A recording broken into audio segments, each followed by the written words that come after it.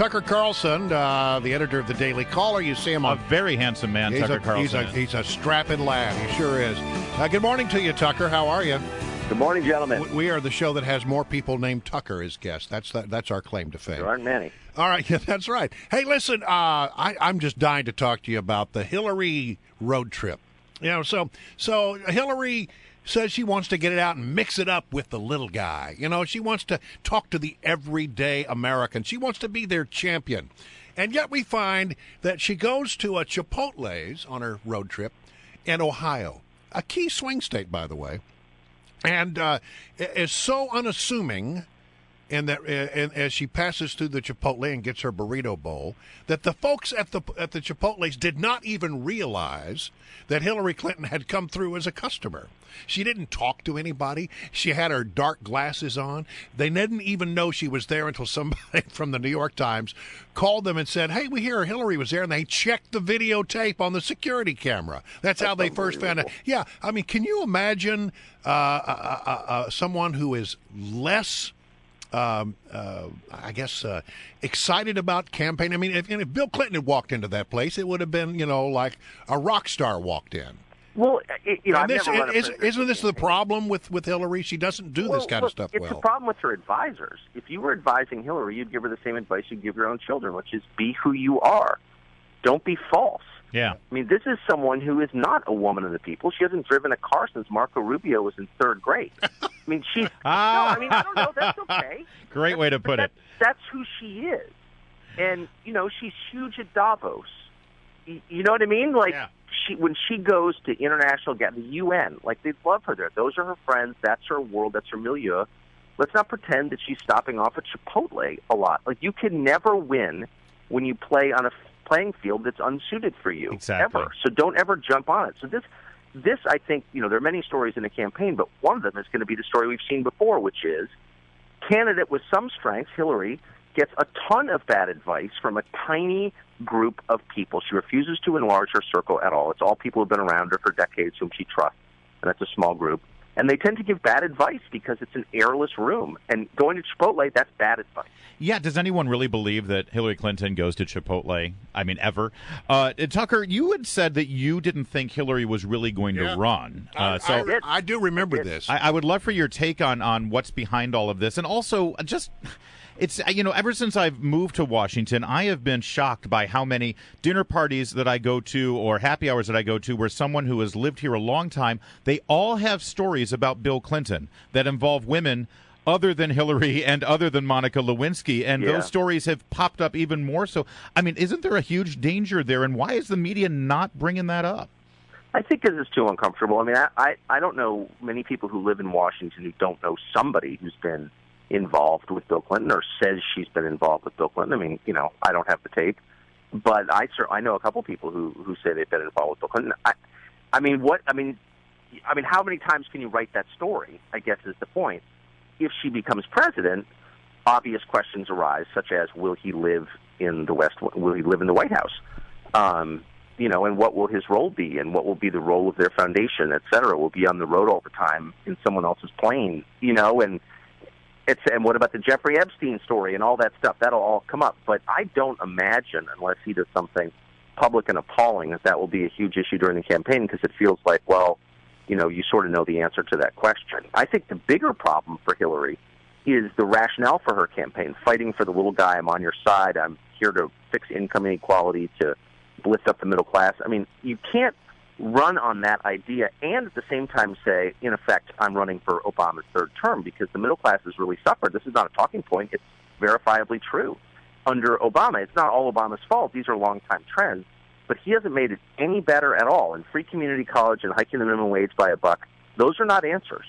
Anybody who supports unlimited immigration, legal immigration, 1 million immigrants a year, is not in favor of the American middle class, because by definition that lowers wages, and wages are the whole story about the decline of the middle class. So, can she really run on that? The woman who took more money from Wall Street than any senator when she served in the United States Senate, she is the person who's going to fix income inequality? That's like a joke.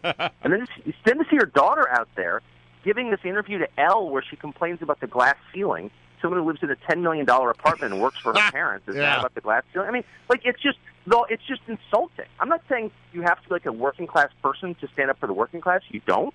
But you can't be too false, and that's just too false. All right, what about Marco Rubio, who announced yesterday? What do you think? Well, everyone loves Rubio. I mean, I think Rubio's great. I'm not anti-Rubio or anything. I don't see a huge distinction between Rubio and, say, Jeb Bush on the issues, and for that matter, between Rubio, Jeb Bush, and Scott Walker. You know, how exactly are they different? They seem like the same, varieties of the same flavor. And so if you're going to elect someone who believes those things, who's basically for, the free market within limits, the neoconservative foreign policy, which they all are, then, why wouldn't you elect the guy with the most experience? It's been said that the Hillary campaign most fears Marco Rubio. Yeah, it's been said that. I don't buy that her announcement was pegged to his. I think these things, there are only just so many Sundays in a year kind of thing, but and it was an accident. But, yeah, maybe they do. I don't know. From talking to the Hillary people, whenever I talk to them, and I have a good friend over there, they say the same thing, which is, look, this is about her identity. This is not about the issues. This is about her being a late middle-aged woman who has suffered and been denied her rightful role in American life by men. Oh, jeez. This is a woman who was done wrong by her husband and stuck with him. This is a woman who was done wrong by President Obama and stuck with him, served him as Secretary of State faithfully, like a good person. She has done her bit, and it's her turn. And according to the guys I speak to over there, women over 40, I don't know if this is true, this is what they claim, look at her and say, you know what, that's my life. Yeah. I know I've been through that. I've been done wrong by men, and I'm not interested in the details about the stupid emails or whatever. It's her turn, and I'm voting for her. Andrea Mitchell yesterday suggested that there's a secret longing of Republican suburban women who are not telling their husbands that they're going to vote for her. It'll be fascinating to see if that happens. I don't think that's crazy. I mean, I think that's appalling and sad, but I don't think it's crazy, actually. I don't have the polling data on that, but I know from going to a lot of dinner parties that that's not like an insane thing to say. Tucker Carlson, let me ask you this. I don't disagree with that. I think that the Republicans need to know how to fight that meme. Tucker, many people, I'm one of them, I still think there's an unspoken, unannounced Democrat who might emerge here as this campaign rolls out. Do you agree with me, or do you think this is it? It's Hillary and O'Malley, and that's it? Well, I mean, for the party that stands for choice, to have just one person running, it's like a Soviet supermarket, just there are no choices. You get what you get, and you're going to shut up and like it. Yes. I mean, that's kind of the message, right? So I'm not, much of an ardent Democrat, to put it mildly, but I am certainly in favor of people making decisions and not having those decisions handed to them, a fait accompli, which is what's happening. And I also think, as I've said from day one, Hillary's views on economics and foreign policy are not in sync with those of the base of her party. They're way more redistributionist, and she is a flat-out neocon. She's for intervening on behalf of human rights and nation building, and she voted for the Iraq War and all this stuff. And, really? They're going to – I mean, I just think Elizabeth Warren or someone like her from the sincere, maybe wacko, but certainly sincere left is a much better fit for the party. I'm just waiting for that person. And it cannot be a white man. They hate white men, let's be honest.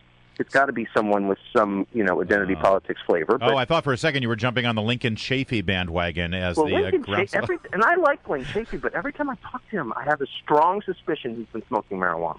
And I can't prove that, but I'm just telling you, anyone who's ever very talked relaxed, to him yes. will confirm that. Very All right, Tucker Carlson, we'll have to leave it there. Thank you for joining us as always, sir. Thanks, gentlemen.